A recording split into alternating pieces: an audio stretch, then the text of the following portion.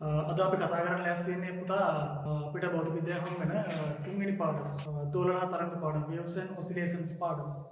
ඉතින් මේ පාඩම ඉතාමත් වැදගත් අපිට භෞතික විද්‍යාව වෙන මොකද දෙවෙනියට ලොකුම පාඩම යාන්ත්‍රික විද්‍යාවට පස්සේ අපිට හම් වෙන ලොකුම පාඩම කාලච්ඡේද 100ක පාඩම. ඒ කියන්නේ මිනිත්තු 40 කාලච්ඡේද 100කින් උගන්වන්න තියෙන පාඩම. ඉතින් මේ පාඩම ලොකුයි වගේම තමයි පුතා මේකෙන් විභාගෙට එන ප්‍රශ්න ප්‍රමාණයක් වැඩි. ව්‍යුහගත ප්‍රශ්නයක් එනවා රචනා ප්‍රශ්නයක් එනවා බහුවර්ණ පහකට ආසන ප්‍රමාණයක් එනතර දල වශයෙන් ගත්තොත් ලකුණු 17මාරක් වගේ විභාගෙදී ලැබෙන පාඩමක් තමයි මේක. ඉතින් ඒක නිසා මේ පාඩම ඉතාමත් උනන්දුවෙන් අවධානයෙන් ඉගෙන ගන්න මොකද විභාගෙදී ලකුණු 17මාරක් වගේ විශාල ලකුණු ප්‍රමාණයක් ගන්න පුළුවන් පාඩම. මේ පාඩම ඒක නිසා පිළිවෙලට ඉගෙන ගන්න පිළිවෙලට ඉගෙන ගත්තොත් ඉතාම ලේසි පාඩමක් දෝලන තරංග කියන්නේ.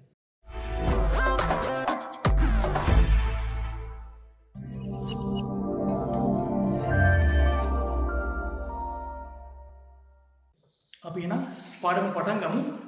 අපිට පාඩමේදී මුලින්ම කතා කරන්න හම් වෙන්නේ දෝලන සම්බන්ධයෙන්. දෝලනයක් කියන්නේ මොකක්ද? ඔසිලේෂන්ස් එකක් කියන්නේ මොකක්ද? එහෙම නැත්නම් ඒකටම කියන තව නමක් තමයි කම්පනයක් කියන්නේ. කම්පන දෝලන සමාන වචන. ඉතින් දෝලනයක් කියන එක කතා කරන්න කලින් අපිට කතා කරන්න වෙනවා ආවර්තීය චලිතයක් කියන්නේ මොකක්ද කියලා. ඉතින් ආවර්තීය චලිතයක් කියන්නේ මොකක්ද කියන එක දැනගත්තට පස්සේ අපිට ඒ ආශ්‍රයෙන් දෝලනයක් කියන එක වෙන් කරලා අඳුරගන්න පුළුවන්. එහෙනම් අපි බලමු මුලින්ම ආවර්තීය චලිතයක් කියන්නේ මොකක්ද? මොකද අපි දන්නවා විශ්වයේ ඕන තරම් චලනය වෙන වස්තු තියෙනවා. චලිත වර්ග තියෙනවා. ඉතින් ඒ වෙන් වුණාම මම එක චලිත වර්ගයක් ගැන කතා කරන්න යනවා ආවර්තීය චලිත කියන චලිත වර්ගයක් ගැන. ආවර්තීය චලිතයක් කියන්නේ සමාන කාල ප්‍රාන්තර තුලදී නැවත නැවත පිටපත් වෙන චලිත වලට කියනවා ආවර්තීය චලිතයක්. එහෙනම් ඔන්න දැන් ඔයගොල්ලෝ දන්නවා දැන් ආවර්තීය චලිතයක් කියන්නේ මොකක්ද කියලා. සමාන කාල ප්‍රාන්තර තුලදී නැවත නැවත පිටපත් වෙන චලිතය. කියන්නේ නැවත නැවත සිද්ධ වෙන චලිත වලට කියනවා ආවර්තීය චලිතයක් කියලා. ඉතින් එහෙනම් ඒ වගේ චලිත ඕන තරම් තියෙනවා.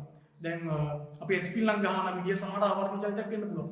අපි ඇවිදිනකොට අපි අඩිය තියෙන විදිය ආවර්තීය චලිතයක් වෙන්න පුළුවන්. අපි අත් දෙක පද්දන විදිය ඇවිදිනකොට ආවර්තීය චලිතයක් වෙන්න පුළුවන්. අපේ හෘද ස්පන්දනය අපි කතා කරද්දී අපි දිව සැලවෙන විදිය කුරුල්ලේ පියාඹනකොට අත්තලු සලන විදිය ආවර්තීය චලිතයක් වෙන්න පුළුවන්. නැත්නම් ගහක අත්තක් සැලවෙන විදිය මේ චලිත වලින් ආවර්තීය චලිත වල තරම් තියෙන්න පුළුවන්. නැත්නම් මම අත මෙහෙම අරන් ගියා. මෙහෙම නැවත එතෙන්ට ගෙනා. මේකත් ආවර්තීය චලිත. මගේ දැන් ඇඟිලි චලනය වෙන්නේ ආවර්තීය චලිත. නැත්නම් ඉහළ පහළ ගෙනිච්ච. එකම චලිතය නැවත නැවත පිටපත් වෙනවා.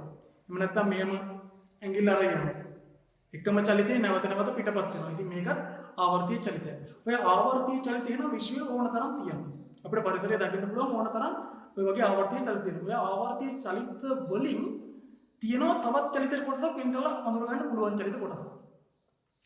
ඒව තමයි දෝලන කියලා අපි වෙන් කරලා අඳුරගන්නේ. හැබැයි ඒ චලිතවලට තියෙනවා විශේෂ ලක්ෂණයක්. මොකක්ද මේ විශේෂ ලක්ෂණය? අර ආවර්තීය චලිත වර්ගයේම ඇතුළේ තමයි ඒගොල්ලෝ ඉන්නේ. එයාලගේ තියෙනවා යම් ලක්ෂයක් වටා දෙපැත්තට සම්මිතික චලිතයක්. එයාලගේ තියෙනවා යම් ලක්ෂයක් ඒ ලක්ෂයෙන් දෙපැත්තට චලිතයේ සමමිතිකයි. එහෙනම් ආවර්තීය චලිතය ඇතුළේ ඉන්නවා ඔන්නේ වගේ චලිත වර්ගයක්. අන්න ඒවට කියනවා දෝලන කියලා නැත්නම් කම්පන කියලා. එහෙනම් මොකද්ද? එයාලගේ තියෙනවා යම් ලක්ෂයක්. ඒ ලක්ෂයෙන් දෙපැත්තට චලිතය සමමිතිකයි. අන්නේ ලක්ෂයට කියනවා දෝලන කේන්ද්‍රය නැත්නම් කම්පන කේන්ද්‍රය. Center of Oscillations. එහෙනම් ඔන්න දැන් පුතේ මතකයි ආවර්තීය චලිත වලින් අපි දෝලන කියන එක වෙන් කරලා අඳුනගත්තා. එහෙනම් ඔයාලට දැන් දෝලනයක් කියන එක පැහැදිලි. ඊට පස්සේ වෙන් කරගත්ත දෝලන වල තව විශේෂ ලක්ෂණක් තියෙනවා.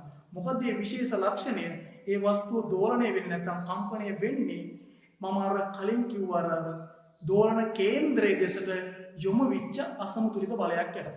එහෙනම් මේ වස්තුව දෝලණය වෙන්නේ දෝලන කේන්ද්‍රයේ දෙසට යොමු වෙච්ච අසමතුලිත බලයක් යටතේ. එහෙනම් පැහැදිලි දැන් ආවර්තීය චලිත පැහැදිලි ආවර්තීය චලිත ඇතුලේ ඉන්න දෝලන කියන චලිතය නැත්නම් කම්පන කියන චලිත වර්ගයේ පැහැදිලි නම් දෝලනයක් කියන්නේ මොකක්ද කියන එක උගලෙන් දැන් පැහැදිලි කරන්න පුළුවන්. එහෙම නැත්නම් කම්පනයක් කියන්නේ. ඊට පස්සේ අර මම කියවන අර අසමතුලිත බලයක් යටතේ මේක චලනය වෙන්නේ කියලා. දෝලන කේන්ද්‍රයේ යොමු වෙච්ච අන්නේ අසමතුලිත බලයට කියනවා ප්‍රතිපාදන බලය කියලා. එහෙනම් දැන් පැහැදිලි. මම ඔය වගේ ආවර්තීය චලිත ගණනාවකින් වෙන් කරගත්ත චලිත තුනක් අරගෙන දෙනවා බෝඩ් එකට. මේ අර ආවර්තීය චලිත වල දෝලන කියන උදාහරණ තුනක්. දෝලන වලට සම්බන්ධ උදාහරණ තුනක්. එහෙම නැත්නම් කම්පන වලට සම්බන්ධ උදාහරණ තුනක්. එහෙනම් දැන් මෙයා බලමු අර කියන ලක්ෂණ තියෙනවද කියලා. දෝලනයක් දෝලනයක් කියන නැත්නම් කම්පනයක් කියන චලිතයට අදාළ ලක්ෂණ තියෙනවද? මොකද්ද? කේන්ද්‍රයක් තියෙනවා. මේකෙන් දෙපැත්තට සම්මිතික වෙන්න ඕනේ. ඒ වස්තුවේ අර අසමතුලිත බලය කේන්ද්‍ර දිශාවට යොමු වෙලා තියෙනවා. අපි දැන් පළවෙනි උදාහරණයක් මේක. දැන් බලන්න පුතා මේකේ මේකට කියන අපි සරල අවලම්බයක් කියලා භෞතික විද්‍යාවේදී. එතකොට මෙන්න මේ එල්ලලා තියෙන වස්තුවට අපි කියනවා අවලම්බ බට්ට කියලා. ඉතින් මම මේ වස්තුව මේ පැත්තකට අරගෙන නැත්නම් මේ පැත්තට මේ පැත්තට අරගෙන අතහැරියොත් මොකද වෙන්නේ? මෙයා දිගටම චලනය වෙවි තියෙනවා. ශක්ති හානියක් වෙන්නේ නැත්නම් මේක දිගට මේ චලිතය අඛණ්ඩව පවත්වාගෙන චලනය වෙවි තියෙනවා. එතකොට බලමු දැන් එහෙනම් මෙතෙන්ට ආවා මෙතෙන්ට ගියා. මේ දෙපැත්ත සමමිතිකයි. එනවා සමමිතික කියන ලක්ෂණය මේකේ තියෙනවා. දැන් බලමු අර බලය මෙයාගේ බර තියෙනවා පල්ලෙහාට. mg. මම මෙතන කෝණේ θ කියලා ගත්තොත් මෙතනත් θ. එතකොට අපිට මේ පැත්තට සංරචකයක් ගන්න පුළුවන් mg sin θ, මේ පැත්තට mg cos θ. එතකොට මෙන්න mg කිය අර සංරචකයක් මෙයාගේ කේන්ද්‍රයේ පැත්තට තියෙනවා. දැන් ඔයගොල්ලෝ මෙතන පුළුවන් එහෙනම් මේ තන්තුවේ මේ ආතතියක් තියෙනවා මෙතන. මේ ආතතියෙන් ඇතර මෙතනක් තියෙනවා ආතතිය. ඒ ආතතියෙන් ඉන්නේ නැද්ද කියලා අපි දන්නවා මේක වෘත චලිතයක මේ කොටසක් තියෙනවා. මේ පැත්තේ වෘත චලිතයේ කොටසක්. එතකොට අපි දන්නවා මේ ස්පර්ශයට මෙතන ලම්බකයි කියලා. මෙතනත් ලම්බකයි. එහෙනම් මේකේ සංරචකයක් ඉන්නේ නැහැ. එහෙනම් පැහැදිලි පුතේ බරේ සංරචකයක් තමයි මේකේ කේන්ද්‍ර දිශාවට යොමු වෙලා තියෙන්නේ.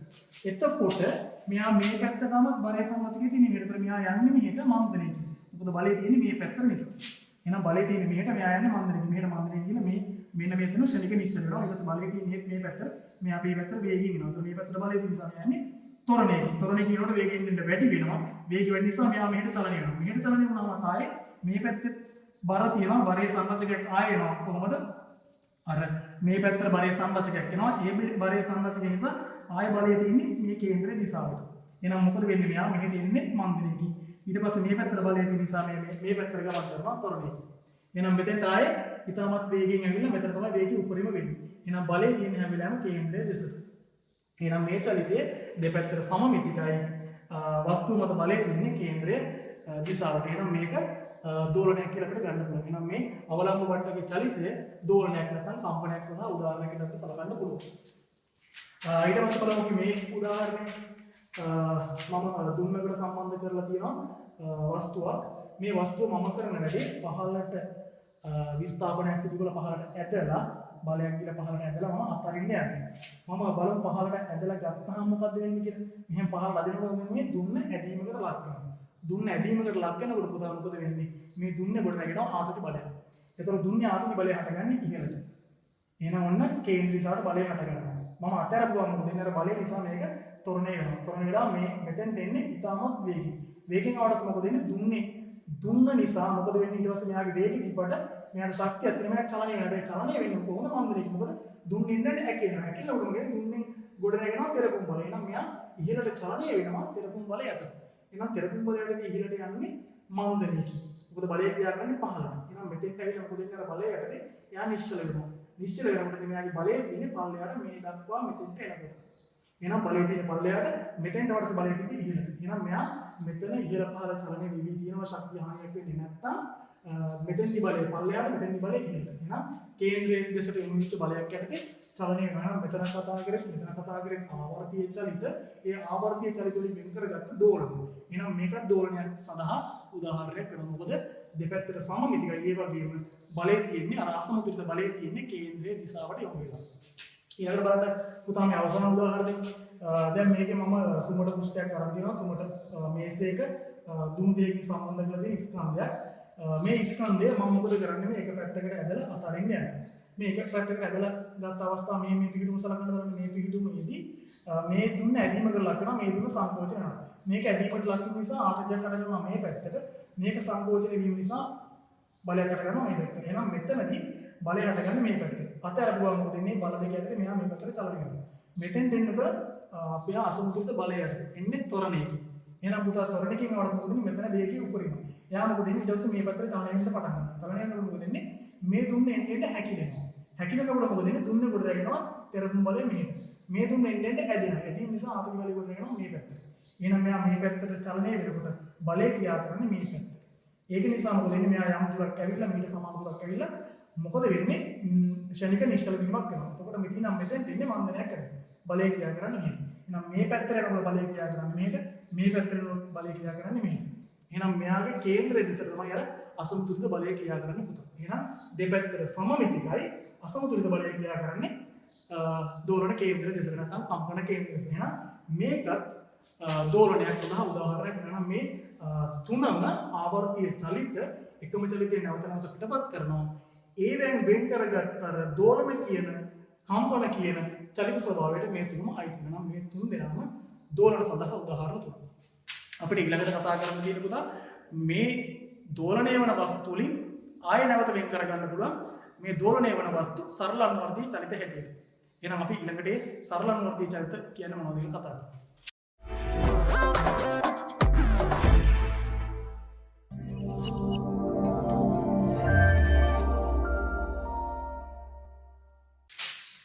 හරි ළමයි. දැන් අපි ඔන්න එන ඊළඟට බලමු සරල අනුවර්තී චලිතයක් කියන්නේ මොකක්ද කියලා. දැනටමත් ඔයගොල්ලෝ දන්නවා දෝලනයක් කියන්නේ මොකක්ද කියලා. දෝලනයක කේන්ද්‍රයේ දෙසට බලයක් යොමු වෙලා තියෙනවා. ඒකටත් ප්‍රතිපාදන බලය කිව්වොත්. එහෙනම් මෙන්න මේ දෝලන වලින් විශේෂ දෝලන වර්ගයක් තියෙනවා. මොකක්ද මේ විශේෂ දෝලන වර්ගය? ඒ තමයි මේ දෝලනයක කේන්ද්‍රයේ දෙසට එල්ල වෙලා තියෙන ප්‍රතිපාදන බලය විස්ථාපනයට අනුලෝමව සමානුපාතික වෙනවා. ඒ කිව්ව මොකද්ද? ඒ කියන්නේ දෝලන කේන්ද්‍රේ ඉඳන් වස්තුව ඈතට යන්න බලය වැඩි වෙනවා. විස්ථාපනය වැඩි වෙනකොට බලය වැඩි වෙනවා. ඒ කියන්නේ විස්ථාපනය බලයට අනුලෝමව සමානුපාතිකයි. නැත්නම් බලය විස්ථාපනයට අනුලෝමව සමානුපාතිකයි. වස්තුව එන්න කේන්ද්‍රය ඉස්සර ලං වෙනකොට විස්ථාපනය එන්න අඩු වෙනවා. අඩු වෙනකොට බලය අඩු වෙනවා. විස්ථාපනය බලයට අනුලෝමව සමානුපාතික නම් අපි අන්න ඒ චලිත වලට කියනවා සරල අනුවර්තී චලිත කියලා. එහෙනම් පැහැදිලිව වාට සරල අනුවර්තී චලිතයක් කියන්නේ මොකද්ද? ප්‍රතිපාදන බලය විස්ථාපනයට අනුලෝමව සමානුපාතික නම් අපි අන්නේ වගේ චලිත වලට කියනවා සරල අනුවර්තී චලිත කියලා. මම සරල අනුවර්තී චලිතයක් පැහැදිලි කරන්න අපි අර කලින් ගත්ත උදාහරණ තුන්වෙනි එක අරගෙන තියෙනවා. මම ඒ රූපෙ මෙතන ඇඳලා තියෙනවා උදාහරණ තුනේ ගත්ත රූපේ. බලන්න මේක අර තුනක් දෙපැත්තකට තුන් දෙකකට සම්බන්ධ කරලා තිබ්බා. එතකොට මෙහෙට චලනය වෙද්දී මෙයා තෙරපෙනවා, මෙයා ආපතික ලක්ෂණතර බලය මෙහෙට එනවා. මෙයා මෙහෙට චලනය වෙනකොට මේක තෙරපෙනවා, මේ පැත්තට බලය ඇතිවෙනවා. මෙයා ආපතික ලක්ෂණ මේ පැත්තට බලය ඇතිවෙනවා. ඉතින් මම ඒ රූපයේ අර දුම් දෙක අඳින්න නැතුව වස්තුව විතරක් ඇඳලා තිනවා බලය දිශාව දාගන්න. එහෙනම් පැහැදිලි අර රූපේම තමයි මේ අරන් තියෙන්නේ. මම අර සංකීර්ණ රූපය පොඩ්ඩක් සරල කරගත්තා බලය විතරක් ලකුණු කරගන්න. එහෙනම් දැන් ඔයාලට පැහැදිලි වෙනවා මේ පැත්තට චලනය වෙනවා, මේ මෙතෙන්ට එනවා, මෙතෙන්ට එනවා, මේ මෙන්න මෙහෙම චලිතයක එනවා. මේක දෝලනයක් වෙනවා.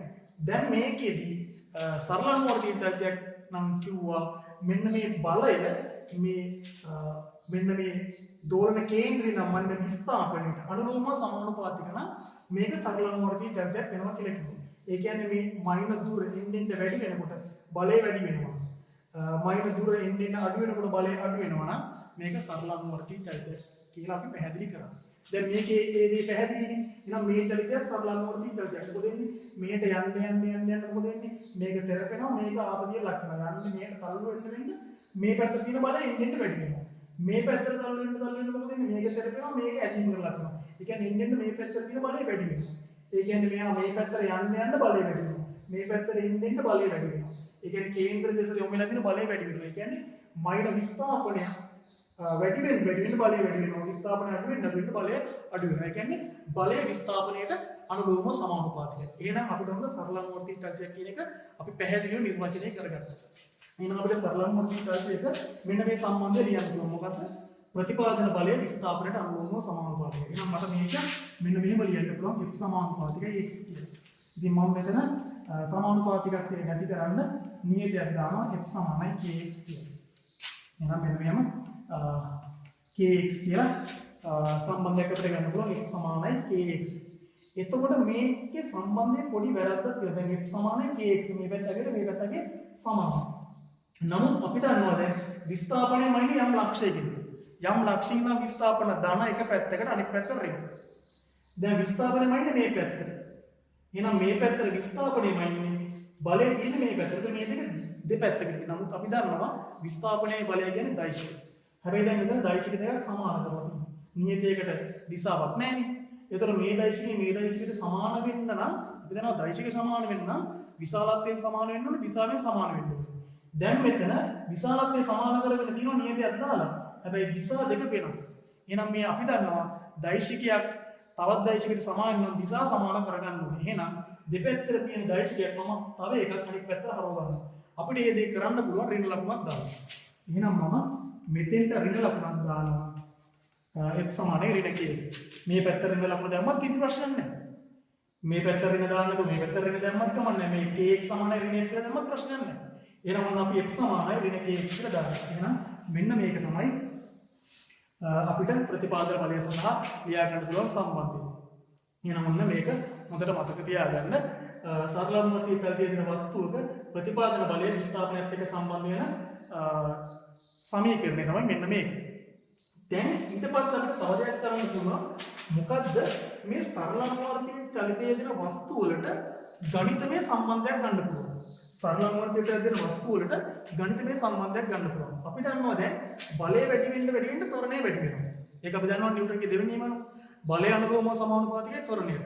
එහෙනම් අපිට මෙන්න මේ වස්තුවට ඕනේ පිළිදීමකදී වස්තුවේ ත්වරණය හොයාගන්න අපිට දාන්න පුළුවන් නිව්ටන්ගේ දෙවෙනි නියමය F = m. එහෙනම් මම මේ වස්තුව සඳහා දානවා නිව්ටන්ගේ දෙවෙනි නියමය F = m. මේ පැත්තට දානවා F = m. දැන් එහෙනම් මේ F කියන බලය හොයාගන්න පුළුවන් අපිට මෙන්න මේ සම්බන්ධයෙන් F කියන බලය. මේක තව ටිකක් ලඟ වුණා නම් ආයෙ ඒතර x අගේ වෙනස් වෙනවා. ඒ කියන්නේ බලය වෙනස් වෙනවා. එහෙනම් F වෙනකොට මට දාන්න පුළුවන් F = ඍණ kx. මෙතෙන් දානවා F = F වෙනකොට ඍණ kx දානවා ma. දැන් මම මොකද කරන්නේ මෙතන a අපුර උත්ත කරනවා. a උත්ත කරපුවම එනවා මට ඍණ k යට m වාරයක් x කියන්නේ. දැන් මොන ලස්සන සම්බන්ධයක් ආව ත්වරණය සඳහා. ඒ කියන්නේ මේ සම්බන්ධවර්තී චලිතයේ තියෙන වස්තුවක මොනෑම පිහිටීමකදී මෙතනදී නැත්නම් මේ අතරමැදි තැනකදී හරි වස්තුවේ ත්වරණය හොයන්න පුළුවන් ඍණ k බෙදීමෙන් වාරයක් x. අපිට මෙන්න මේකේ k බෙදීම m කියන්නේ නියතයක්. මොකද k කියන්නේ නියතයක්. ස්කන්ධයක් නියතයක්. ස්කන්ධය වෙනස් වෙන්නේ නැහැ මේක තානේදී. එහෙනම් මේ k බෙදීම m කියන්නේ නියතයක්. දැන් මේ k කියන එක නා මෙතන දුන්න සැලකුවම මේ k සඳහා අපි ගන්නේ දුරු නියතය. දැන් මෙතන පොදුවේ මම k කියලා අරන් තියනවා නියතය. ඕනම සරලවර්තී චලිතයකට පොදු වෙන විදිහට. එතකොට මෙන්න මේ k බෙදීම m වෙනුවට මට ගන්න පුළුවන් පුතා මෙන්න මේ මම ගන්නවා k බෙදීම m කියන එක කියලා සමානයි ඔමේගා වර්ගය.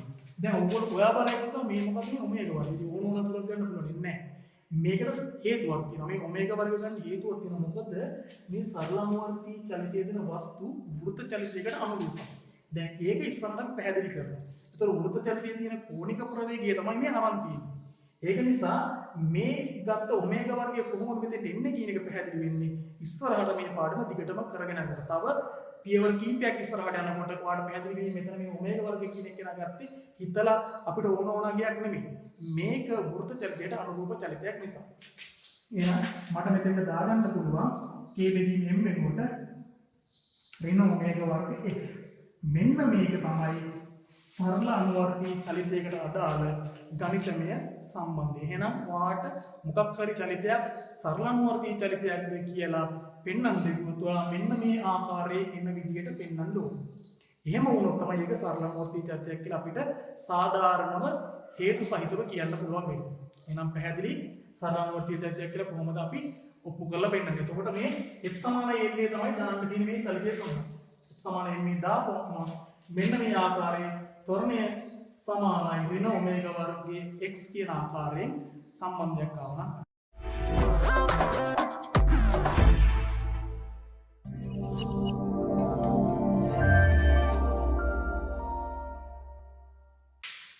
හරි පුතා. දැන් අපි ඊළඟට තවත් පැහැදිලි කිරීමක් කරන්න යන්නේ. මොකද්ද? සරල අනුවර්තී චලිතය තවත් විදිහකට පැහැදිලි කරන්න පුළුවන්. ඒ විදිය තමයි ත්වරණය ඇසුරින්. ඔන්න බලන්න සරල අනුවර්තී චලිතයේ ත්වරණය ඇසුරින් පැහැදිලි කරන විදිය. දැන් මට මෙන්න මේ සම්බන්ධයේ මෙන්න මේකේ මම අරගන්නවා බලන්න මෙතන a සමානයි ඍණ k බෙදීමෙන් වාරයක් x කියන්නේ මේක නියතයක්. නියතයක් නම් මට නියතය අයින් කරොත් මට සම්බන්ධයක් වෙනවා a සමානුපාතිකයි x කියන්නේ. ත්වරණය සමානුපාතිකයි විස්ථාපනයට. එහෙනම් ත්වරණය සහ විස්ථාපන ඇසුරින් මම දැන් ඔන්න සරල අනුවර්තී චලිතය විස්තර කරන්න යන්නේ. කොහොමද විස්තර කරන්නේ? සරල රේඛාවක් ඔස්සේ මේ වගේ චලිත වලට අපි කියනවා ආවර්තීය චලිත කියලා. ආවර්තීය චලිතයේ යෙදෙන වස්තුව සෑම විටම කේන්ද්‍රයේ දෙසට යොමු වුණු ත්වරණයක් ඇතුලේ චලිත වන විට. ඒතර මේ බලය තියෙන්නේ මේ පැත්තට, බලය තියෙන්නේ මේ පැත්තට, යා මෙහෙට කරගෙන වුණත්, මෙහෙට කරගෙන වුණත් බලය තියෙන්නේ මේ පැත්තට කේන්ද්‍රය දෙසට. එහෙනම් ආවර්තීය චලිතයේ යෙදෙන වස්තුව සෑම විටම කේන්ද්‍රයේ දෙසට යොමු වෙච්ච ත්වරණයක් ඇත්තේ චලිත වන විට බලය තියෙන්නේ මේ පැත්තට නම් ත්වරණය තියෙන්නේ කේන්ද්‍රයේ පැත්තට. ත්වරණයක් ඇත්තේ චලිත වන විට යම් අවස්ථාවක ත්වරණය මේ වස්තුව මත ඕනම ස්ථානයක ත්වරණය ඕනම අවස්ථාවක වස්තුව මොනෑම හෝ පිහිටීමකදී ත්වරණය විස්ථාපනයට අනුරූපව සමානුපාතික නම් අන්න ඒකටත් කියනවා සරලානුවර්තී චලිතය කියලා. ඒක මේ සම්බන්ධයෙන් පේනවා මේ ත්වරණය සමානුපාතිකයි විස්ථාපනයට. එහෙනම් විස්ථාපනය වැඩි වෙන්න ත්වරණය වැඩි වෙනවා. විස්ථාපනය අඩු වෙන්න ත්වරණය අඩු වෙනවා. එහෙනම් විස්ථාපනය සහ ත්වරණය අසලනුත් කියන්න පුළුවන් සරලානුවර්තී චලිතයක් කියන්නේ මොකක්ද කියලා. එහෙනම් පැහැදිලි නේද? එහෙනම් පුතා දැන් අපිට කියන්න පුළුවන් මේ සම්බන්ධයෙන් මේකෙදි විස්ථාපනය වැඩි වෙනකොට ත්වරණය වැඩි. එහෙනම් මෙතන විස්ථාපනය වැඩිම තැන් දෙක මේ කෙලවර තැන් දෙක. එහෙනම් ත්වරණය වැඩිම තැන් දෙක මෙන්න මේ සරලානුවර්තී චලිතයේ විස්ථාපනය වැඩිම අවස්ථා දෙකේදී. එහෙනම් උපරිම ත්වරණ තියෙන්නේ මෙන්න මේ දෙකේදී. එහෙනම් විස්ථාපනය බිඳුව වෙන්නේ මෙතන. එහෙනම් මෙතන තමයි ත්වරණය අඩුම තැන. එහෙනම් අපි දන්නවා දැන් මේ කෙලවරවල දෙකේදී මේ ක්ෂණික නිශ්චල වීමක් වෙනවා. ඊට පස්සේ මෙයා ටික මෙයාගේ වේගය වැඩි වෙනවා. මොකද මෙතන ඉඳන් මෙතෙන්ට එන්නේ ත්වරණයකින්. මේ පැත්තට බලය තියෙනවා. ත්වරණයකින් එනම හැබැයි ත්වරණයක් එන්න අඩු වෙනවා. ත්වරණයක් එන්න අඩු වෙනවා කියන්නේ වේගය අඩු වෙනවා කියන එකද නැහැ. මෙයාගේ වේගයේ බිඳුවේ පටන් අර අපි දන්නවා ත්වරණයකින් යනවා නම් අනිවාර්යෙන් වේගය වැඩි වෙනවා. ත්වරණයකින් යන්නේ එයාගේ එන්න ප්‍රවේගය වැඩි වෙනවා. එහෙනම් මෙයා එන්න මෙයාගේ ප්‍රවේගය වැඩි වෙනවා. හැබැයි ප්‍රවේගය වැඩි වුණාට වැඩි වෙන්නේ හිමීට. ඒ කියන්නේ දැන් මෙතනදී මෙයාගේ ප්‍රවේගය බිඳුවේ පටන් අරගෙන මේ හරියනකොට 10 වුණා නම් ඊළඟ තප්පරේදී යාගේ ප්‍රවේගය වැඩි වෙන්නේ අර කලින් වැඩි වුණු තප්පරයට වඩා අඩු වෙනවා. ඊළඟ තප්පරේදී යාගේ ප්‍රවේගය වැඩි වෙන්නේ කලින් වැඩි වුණාට වඩා අඩු වෙනවා. හැබැයි ඒ මෙතනදී ප්‍රවේගයට වඩා මෙතනදී ප්‍රවේගය වැඩි. එතනදී ප්‍රවේගයට වඩා මෙතනදී ප්‍රවේගය වැඩි. මොකද මෙතෙන්ට මෙන්න මෙයා ත්වරණය කියන්නේ. හැබැයි ත්වරණය එන්න අඩු වෙනවා. ත්වරණය එන්න අඩු වෙනවා කියන්නේ ප්‍රවේගය අඩු වෙනව නෙමෙයි. ඒක පැහැදිලි කරගන්න ඕනේ. එහෙනම් මෙතනදී තමයි යාට උපරිම ප්‍රවේගයක් තියෙන්නේ. ඊට පස්සේ මොකද වෙන්නේ? මෙතනින් මෙහා පැත්තට යන්නේ මාන්දරයක් ඇට. එහෙනම් මෙතනින් මෙහා පැත්තට එනකොට යා ඉන්නේ ප්‍රවේගයේ එන්න මොකද වෙන්නේ? අඩු වෙනවා. අඩු වෙලා ගිහලා මෙතනදී නිශ්චිතතාවයටපත් වෙනවා. ඉතින් ඔන්න ඔය චලිතය තමයි මේකේ විස්තර කරගන්න පුළුවන් අපිට මෙන්න මේ සම්බන්ධය අනුව. ඊළඟට පුතා අපෙන් දැන් ප්‍රශ්නයක් අහුවොත් එහෙම වස්තුව සිදු කරන චලිතය සරලානුවර්තී චලිතයක් බව පෙන්වන්න කිව්වොත් අපි කොහොමද මේ වස්තුව සිදු කරන චලිතය සරලානුවර්තී චලිතයක් කියලා පෙන්වන්නේ? මම උදාහරණයක් කරන් තියෙනවා බලන්න. මම මේ උදාහරණය පැහැදිලි කරන්න යන්නේ මේ වස්තුව සිදු කරන චලිතය සරලානුවර්තී චලිතයක්ද නැද්ද කියන එක. දැන් ඔයාලට මතකයි පාඩම උගන්වද්දී මම කලින් කිව්වා සරලානුවර්තී චලිතයක් වෙන එකේ ගණිතමය සමීකරණය මම හදලා පෙන්නනවා. ඒ සමානයි ඍණ ඔමේගා වර්ගයේ x. ඒක මතකයි. එහෙනම් මේ සිදු කරන චලිතයත් ඍණ ඔමේගා වර්ගයේ x ආකාරයේ බව පෙන්වුවොත් හරියි. ඒක කරේ කොහොමද? අපි අර දෝලන කේන්ද්‍ර දිශට යොමු වෙලා තියෙන අසමතුලිත බලය හොයාගෙන කේන්ද්‍ර දිශාවට x සමානයි මේ දැම්මා. දැම්මට පස්සේ අපිට ඒ සමානයි ඍණ ඔමේගා වර්ගයේ x ආකාරය ආවා. එහෙනම් මේක ඒ දෙයම කරලා බැලුවා නම් හරියි. ඒ සමානයි ඍණ ඔමේගා වර්ගයේ x ආකාරය ආවොත් සරලානුවර්තී චලිතයක්. එහෙම එන්නේ නැත්නම් ඒක සරලානුවර්තී චලිතයක් නෙවෙයි. හරි. අපි දැන් බලමු මේකේ අසමතුලිත බලය ඉස්සෙල්ලා හොයාගන්න ඕන. අසමතුලිත බලය හොයාගන්න මේ f සමාන m දාන්න. දැන් මම මේකෙදි මුලින්ම අරන් තියෙන දුන්නා මේ දුන්න එල්ලලා තියෙනවා සහැල්ලු දුන්නක්. ඒ කියන්නේ ස්කන්ධයක් නෑ දුන්නට සහැල්ලු දුන්නක් එල්ලලා තියෙනවා මුලින්ම. ඊට පස්සේ මම කරන වැඩේ ඒ සහැල්ලු දුන්නට ස්කන්ධයක් ඈඳනවා. ස්කන්ධයක් ඈඳලා පස්සේ මොකද වෙන්නේ? ඒ ස්කන්ධයේ බර නිසා මේ දුන්න පල්ලෙහාට ඇදිලා යම් පිළිතුරක සමතුලිතව තියෙනවා. එහෙනම් මේ තියෙන්නේ සමතුලිත පිළිතුරක. දැන් ආරම්භක පිළිතුරේ මේ දුන්න ඇදිලා තියෙනවා. ඇදිනකොට මොකද වෙන්නේ? මෙයාගේ බලයක් ගොඩනගෙනවා ඉහළට. බරට සමානයි. මොකද සමතුලිත නිසා පල්ලෙහාට බර තියෙනවා. දුන්නෙන් ඉහළට හටගත් ආතුලික බලය දෙන්න සමානයි. මම කරන වැඩේ ඒ සමතුලිත පිළිතුරට ආවට පස්සේ මේ දුන්න යම් මට්ටමක් පහළට ඇදලා අතරින් යන්නේ. මම දැන් ඔන්න x ප්‍රමාණයක් පල්ලෙහාට ඇද්ද මේ සමතුලිත මට්ටමේ. එතකොට දුන්න තවත් ඇදුණා. අර සමතුලිත මට්ටමේ තවත් ඇදීම නිසා මොකද වෙන්නේ? ආයෙ තවත් ඇදීම නිසා හට ගන්නවා අමතර බලයක්. ඒක හට ගන්නවා ඉහළට. ඒ අමතර බලය ගන්න පුළුවන් අපි යාන්ත්‍රික දේවල් ඉගෙන ගත්ත දුන්නක් ඇදීම නිසා හට ගන්න බලය ගන්න පුළුවන් x සමානයි kx කියලා. එහෙනම් දුන්න මේ නියතිය මේ ඇදිච්ච ප්‍රමාණය එහෙනම් x සමානයි kx කියලා මේ දැන් පල්ලෙහාට ඇදිච්ච නිසා දුන්න මගින් ඉහළට ඇති වෙන බලය හොයාගත්තා. x සමානයි kx. දැන් ඒක තමයි එහෙනම් ඉහළට ක්‍රියා කරන අසමතුලිත බලය නැත්තම් සම්ප්‍රයුක්ත බලයයි. ඒතර බර ඉන්නේ නැහැ. මොකද බර මෙතනින් සමතුලිත වෙලා තියෙනවා. දැන් වැඩිපුර ඇදිච්ච නිසා හටගත්ත බලය x සමානයි kx. එහෙනම් මේ බලයට මොකද වෙන්නේ මෙයා? මෙතෙන්ට චලනය වෙනවා. ඊළඟට සම්ප්‍රයුක්ත බලයක් දැන් හටගත්තා. එන්නේ ත්වරණයකින්. සම්ප්‍රයුක්ත බලයක් තියෙනවා ත්වරණයකින් එනවා. මෙතෙන්ට ත්වරණයකින් එනවා. මෙතෙන්ට එනකොට මේ අවස්ථාවට එනකොට ඊළඟ දින බලය පල්ලයට දින බලය සමානයි. ඒතර සම්ප්‍රයුක්ත බලය බිඳුවයි. හැබැයි මෙයා ඉන්නේ ත්වරණයකින් නිසා මෙතනදී ප්‍රවේගය උපරිමයි. ප්‍රවේගය උපරිම වීම නිසා මෙතන චාලක ශක්තියක් තියෙනවා. එතකොට මොකද වෙන්නේ? ඒ චාලක ශක්තිය නිසා ඉහළට චලනය වෙනවා. ඒ ඉහළට චලනය වෙන ප්‍රමාණය අපිට මේ මෙයාගේ ආරම්භක පිළිතුමට වඩා පල්ලෙහාට නම් ආවේ මේ දුන්න තව ඇකිලෙන්නේ නැහැ නේ. මොකද ඇකිලෙනවා මේ මට්ටමින් ඉහළට යනවා. එහෙනම් දුන්න ඇකිලෙන්නේ නැහැ.